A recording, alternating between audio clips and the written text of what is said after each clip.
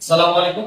প্রকৌশলী ও সমমান আন্দোলনের 3 দফা দাবি বাস্তবায়নে 27 তারিখ দুপুরের দিকে আমরা আহসানুল্লাহ বিজ্ঞান ও প্রযুক্তি বিশ্ববিদ্যালয় থেকে বাস নিয়ে ইন্টারকন্টিনেন্টাল পৌঁছানোর পর ব্যানার হাতে শান্তিপূর্ণভাবে র্যালি নিয়ে শাহবাগের দিকে অগ্রসর হই।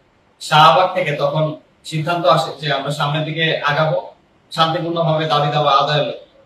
আমরা যখন র্যালি নিয়ে ইন্টারকন্টিনেন্টাল মোড়ে পৌঁছাই, পুলিশ প্রথমে আমাদেরকে বন্ধুসুলভ আচরণ করে সামনের দিকে আগাতে দেয় এবং পরে হঠাৎ অতর্কিত হামলা শুরু করার পর কোনো সতর্ক বার্তা ছাড়াই ছাত্রদের উপর লাঠিচার্জ শুরু করে। আমরা অনেক অনুরোধ করার পরেও ছাত্রদের ছত্রভঙ্গ করতে সাউন্ড গ্রেনেড, টিয়ার শেল এবং জল কামান নিক্ষেপ করতে থাকে। অতঃপর আমাদেরকে উস্কে দেওয়ার জন্য ইট পাথর নিক্ষেপ শুরু করে। তখন আমাদের ছাত্ররা ছত্রভঙ্গ হয়ে পেছনে যেতে থাকে। কিছু ছাত্র শান্তিপূর্ণভাবে ইন্টারকন্টিনেন্টালের সামনে বসে অবস্থান করলেও সেখানেও তাদের উপর সাউন্ড গ্রেনেড, টিয়ার শেল নিক্ষেপ শুরু হয়। আমাদের প্রশ্ন হচ্ছে, ছাত্রদের শান্তিপূর্ণ আন্দোলনে ও র্যালিতে পুলিশ কেন, কার আদেশে অতর্কিত লাঠিচার্জ হামলা চালায়? ইন্টারকন্টিনেন্টালের সামনে যাওয়া মানে কি যমুনা 144 ধারা ভঙ্গ করা? এমনকি আমাদের শাহবাগ মেট্রো স্টেশনের নিচ পর্যন্ত সাউন্ড গ্রেনেড, টিয়ার শেল নিক্ষেপ করে পিছনে হাঁটে।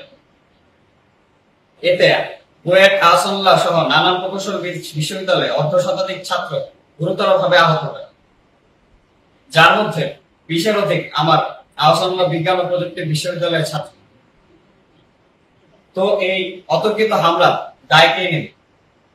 আমার বিশ্ববিদ্যালয়ের শিক্ষার্থীদের বুকে, পায়ে, হাতে, মাথায় সাউন্ড গ্রেনেডের, স্প্লিন্টারের ক্ষত, লাঠির আঘাতের ক্ষত।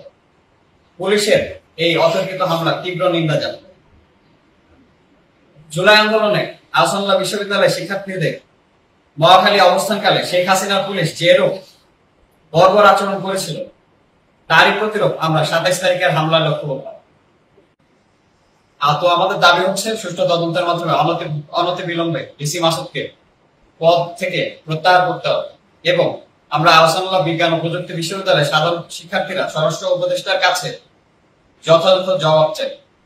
ধন্যবাদ।